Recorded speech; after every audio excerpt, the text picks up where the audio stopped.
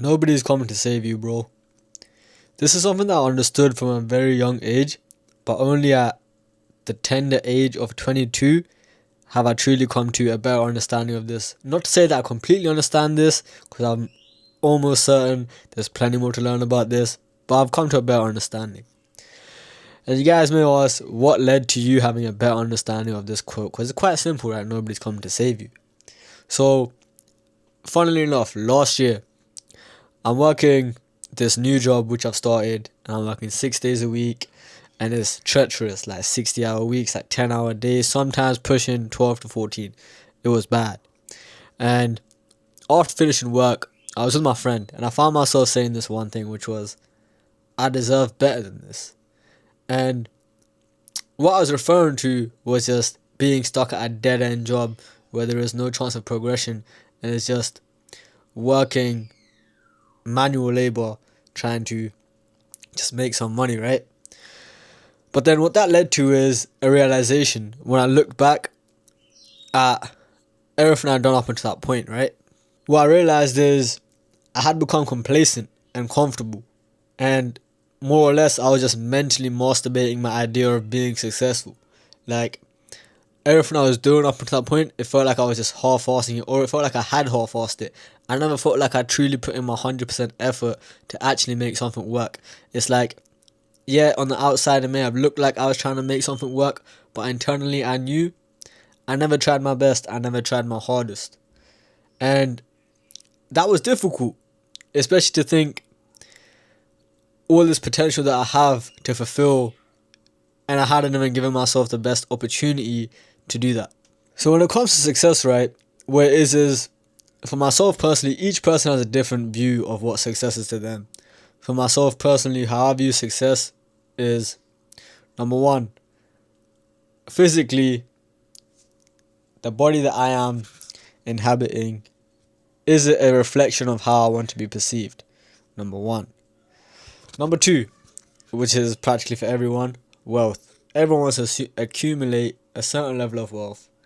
And last but not least, family. So let me just break this three down so it's a bit easy to understand. So when it comes to my physique, right? So here's the thing. When it comes to being successful in my physique, what was the difficult part is I didn't realize the level of sacrifice that has to be made in order to get to the level that I want to be.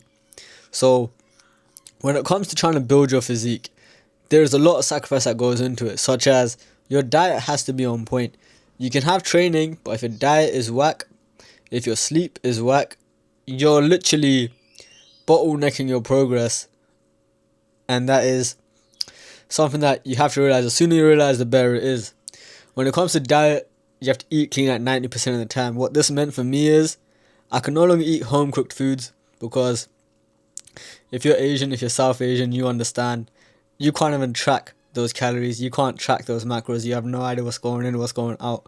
So what that meant for me is, for a person that's never really stepped foot inside the kitchen, I had to learn how to meal prep and make food that's high in protein, and obviously because we are trying to bulk, high carbs, high fat, because fat is also good for your cholesterol. So I had to find out how to cook. I could no longer eat home cooked meals as often as I would have liked to. That was number one. Number two, as I did mention, sleep. Sleep, extremely important. It's something that I'm still actively working on, but here's where it gets a bit technical. Because you guys remember number three, right? Family. Let's put family and friends. So here's the thing. When you're trying to pursue being successful in physique, wealth, and having the ability to spend time with family and friends, time is a limiting factor here. It sounds like an excuse, and yes, I understand it can be taken as an excuse, but the point in which I'm coming from is, think about it. So if I get home from at 2 o'clock, and to get gym out the way, and to do my content, and to eat and sleep. So I have a consistent bedtime which I try to stick to, which is I try to get to bed by 8 o'clock. I'm going to be honest, most of the time it's 9 o'clock. We're still working on that, like I said. So here's where it comes in. You have to be able to say no. You have to set boundaries and say no more often than you say yes, especially when it comes to your sleep and your diet if you're trying to build your physique. So for example, my friends may want to see me more often than I'm actually available. Not because I'm actually busy doing something, it's because I'm busy sleeping, bro. Like, I need to sleep. So yeah, So what you realize is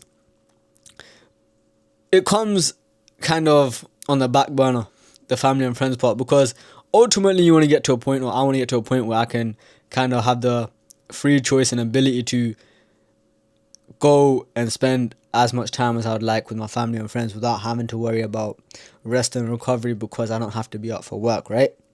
That's the main reason I go to bed, because I start early mornings and to get up at 4 a.m. So that's that one. Also, because of the bedtime, it means I have to make an active decision between, do I simply numb my brain and distract myself from my life because it is the easy way out? Do I just watch TV shows? Do I watch anime? Do I play games? Because all those options were there, and there were options that I did indulge in quite heavily prior. So realizing that I don't really do those things anymore.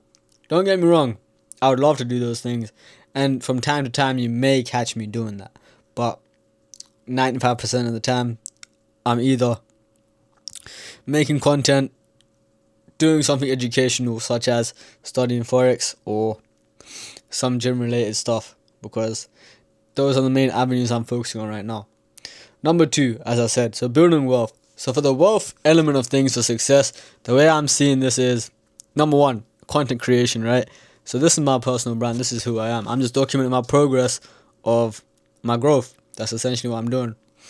And one day this will be at a point where it will generate some form of income, and we can expand upon that. So in terms of wealth generation, I have this and I have forex. Honestly, either or can work. Both will work, but I'm not in necessarily a hurry to make either or work, because this is more like a passion project. I like doing this because I like being able to speak. It kind of allows me to work on my, I guess, just my speech, right? It allows me to work on my speech, and I don't know, it's just cool, something that I enjoy doing. And if I can do it as my main career, of course I'm gonna do it. I think literally 95% of Gen Z or younger would love to be a YouTuber, but here's the part. You have to be consistent and you need to stick to it even if no one is watching, kind of vibe. So yeah, honestly, I look back on my videos and I just watch it like, yeah, that might sound a bit sad, but yeah, I watch my own videos and I'm just listening to myself like, damn, I really said that? Damn, is that what I was thinking? Yeah, we just leave that one at that.